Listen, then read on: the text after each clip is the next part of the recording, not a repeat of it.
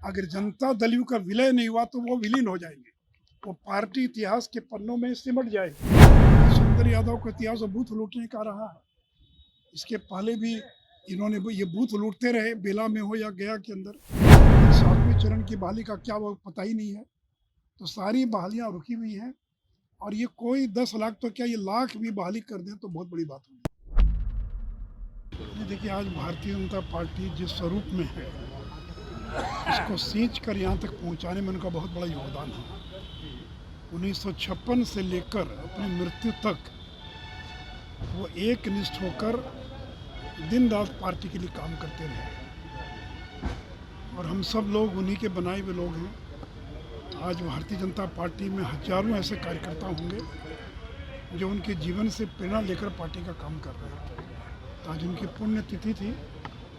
यद्यपि आज by election भी हो रहा 2 जगह, इसलिए हमारे सभी प्रमुख नेता चुनाव क्षेत्रों में व्यस्त, इसलिए आज नहीं आ पाए। क्योंकि आज ही उनकी पुण्यतिथि थी, इसलिए आज ये कार्यक्रम यहाँ पर आयोजित किया गया है। तेजस्वी यादव लगातार नियुक्ति पत्र बांट रहे हैं बिहार में, कैसे देख रहे हैं सर? आगे चलते उन्होंने भी दावा किया है कि बिहार में और बढ़ चढ़ के रोजगार देंगे, नौकरी देंगे। देखिए, आज भी जो उर्दू अनुवादकों का जो नियुक्ति पत्र बांटा गया है, ये सारी नियुक्ति तो एनडीए के कार्यकाल में हो चुकी थी। परीक्षा, रिजल्ट, काउंसलिंग, ज्वाइनिंग। तो तेजस्वी जी, आपके बनने के बाद जो रिक्तियां निकली और उस पर जो आप नियुक्ति करेंगे उसका श्रेय लीजिए, ये एनडीए की सरकार का श्रेय मत लीजिए। तो जो नियुक्तियां हम लोगों ने पूरी कर दिया प्रक्रिया, इसके पहले भी जो भी विज्ञापन निकले थे हम लोग के समय के, और जो नियुक्ति की प्रक्रिया पूरी हो गई थी, चाहे वो एनएम की नियुक्ति हो या राजस्व भूमि सुधार विभाग में हो, एक भी नियुक्ति यूपीए के कार्यकाल की नहीं। सारी की सारी नियुक्तियां जो हैं, यहाँ तक कि मुख्यमंत्री जी जो 10,000 सिपाहियों का नियुक्ति पत्र बांटने वाले हैं, ये सारी नियुक्तियों का विज्ञापन कब निकला? जब हम लोग की सरकार थी। काउंसलिंग कब हुई, परीक्षा कब हुई, रिजल्ट कब निकला, नियुक्ति पत्र कब बांटा, ज्वाइनिंग कब हुई? तो कुछ लोगों का दोबारा बांट रहे नियुक्ति पत्र जो है। तो आपने 20 लाख नौकरियों का वायदा किया, सरकारी नौकरी, मैं रोजगार की बात नहीं कर रहा हूँ। और अभी जो रिक्तियों का कैबिनेट का निर्णय हो रहा है और जो ये बहाली कर रहे हैं, वो तो मुझे लगता है कि 5 साल में 1 लाख भी पार नहीं कर पाएंगे। तो इसलिए बिहार के नौजवानों को ठगने का काम मत कीजिए। और तेजस्वी ने जो 10 लाख सरकारी नौकरियों की बात कही थी, हम लोगों ने कभी सरकारी नौकरी की बात नहीं की थी। नरेंद्र मोदी जी ने 2 करोड़ रोजगार की बात कही थी, और ये बात करें सरकारी नौकरी की। इसलिए सरकारी नौकरी का जो ये एक सपना दिखा रहे थे, उसमें पूरी तरह से ये फेल हो गया है। और यही नीतीश कुमार थे जिन्होंने भाषण देते हुए कहा था, पैसा कहाँ से लाएंगे? क्या जो घोटाले का पैसा है उससे लाएंगे, उसका भुगतान करेंगे? इसलिए देखिए, जनता को धोखा दे रहे हैं, लेकिन बिहार के नौजवान धोखे में नहीं आने वाले हैं। अभी तक 7वें चरण की बहाली का क्या वो पता ही नहीं है। तो सारी बहालियाँ रुकी हुई हैं, और ये कोई 10 लाख तो क्या, ये लाख भी बहाली कर दें तो बहुत बड़ी बात होगी। सर, मोकामा में जो चुनाव हो रहा है, मोकामा में झड़प देखने को मिला है, जिस तरीके से सुबह से खबर भी आ रही है। अभी कुछ देर पहले मोकामा के बारे में एक जो सूचना मिली वो बहुत ही दुखद है कि बिहार सरकार के मंत्री सुरेंद्र यादव जो हैं, वो चुनाव क्षेत्र में घूमते हुए पाए गए, लोगों से वोट मांगते हुए पाए गए।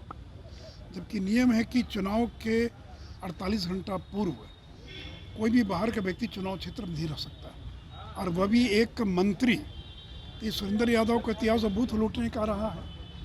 इसके पहले भी इन्होंने ये बूथ लूटते रहे, बेला में हो या गया के अंदर। तो फिर इनको लगता है कि पुराने दिन लौट कर आ गए।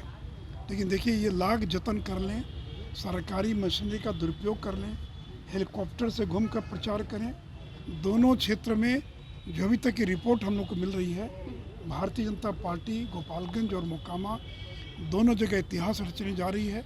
गोपालगंज में 5वीं बार चुनाव जीतेंगे, और मोकामा के अंदर जो लोगों को लगता था कि छोटे सरकार कभी हार नहीं सकते हैं, इसलिए इस बार छोटे सरकार भी चुनाव हार जाएंगे, उनकी पत्नी चुनाव हार जाएगी, और वहाँ पर कमल खिलेगा। उपेंद्र कुशवाहा ने दावा किया है कि बीजेपी के कई एमएलए संपर्क में हैं, जेडीयू के कई एमएलए जेडीयू के संपर्क में। कैसे देखती हैं? देखिए, मैं तो, आप अगर कहिए तो मैं एफिडेविट करने के लिए तैयार हूँ या रजिस्ट्री करने के लिए तैयार हूँ कि आज न कल दोनों पार्टी का मर्जर होगा। अगर मर्जर नहीं हो, अगर होने की बात होती तो राष्ट्रीय जनता दल की राष्ट्रीय कार्यकारिणी ने तेजस्वी यादव को क्यों अधिकृत किया कि अगर चुनाव चिन्ह बदलने की आवश्यकता हो या पार्टी का नाम बदलने की आवश्यकता हो तो कार्यकारिणी की बैठक बुलाने की आवश्यकता नहीं है, अधिकृत कर दिया गया। लालू यादव खंडन करें, लेकिन आज न कल जनता दल का विलय अवश्यंभावी है। इसे मैंने तो कहा विलय या विलीन। अगर जनता दल का विलय नहीं हुआ तो वो विलीन हो जाएंगे, वो पार्टी इतिहास के पन्नों में सिमट जाएगी। इसलिए उनके पास दूसरा कोई विकल्प नहीं है। आज न कल जो जगता बाबू ने कहा कि वो नई पार्टी बनाकर तेजस्वी को बिहार की गद्दी सौंपेंगे और खुद देश की राजनीति करने चले जाएंगे। इसलिए मैंने कहा कि आप कहिए तो मैं रजिस्ट्री करने के लिए तैयार हूँ, मैं एफिडेविट करने के लिए तैयार हूँ। आज न कल ये होने वाला, ये होगा। उनका तो प्रयास था कि समाजवादी पार्टी जो उत्तर प्रदेश की पार्टी है उसका भी विलय हो जाए। जो जनता पार्टी के जो पुराने घटक हैं, Biju Janata Dal, Indian National Lok Dal, JDS, RJD, JDU, Samajwadi Party, इन सभी पार्टियों का विलय हो जाए, लेकिन बीजू जनता दल ने इनकार कर दिया। जेडीएस जो वो केसीआर के साथ चली गई, उसको इस विलय में कोई फ़ायदा दिखाई नहीं पड़ता है। समाजवादी पार्टी की भी संभावना नहीं है कि वो इसमें आएगी, क्योंकि उनको लगता है कि इस विलय में आने से उनको कोई लाभ नहीं है।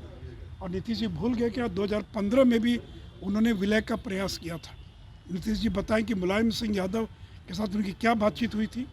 मुलायम सिंह यादव को नई पार्टी समाजवादी पार्टी का अध्यक्ष बनाकर और जनता दल के विलय का निर्णय हुआ था कि नहीं हुआ था, लेकिन संपत्ति के बंटवारे को लेकर उस समय की वार्ता टूट गई थी। इसलिए आज न कल बाकी दलों का विलय हो ना हो, लेकिन आरजेडी और जेडीयू का विलय ये अवश्यंभावी है। इसे नोट कर लीजिए, लिख लीजिए। लाख उनको क्या मालूम है, जो लोग बोल रहे हैं उनको मालूम है क्या? उनको ये भी मालूम था क्या कि गठबंधन आरजेडी के साथ होने जा रहा है? तो इसीलिए ये आज न कल ये विलय होगा, और नहीं विलय होगा तो पार्टी विलीन हो जाएगी। इसलिए विलय या विलीन, यही दो विकल्प है नीतीश कुमार के सामने। या तो विलय करो या पार्टी को विलीन कर दो, हमेशा के लिए पार्टी विलीन हो जाएगी।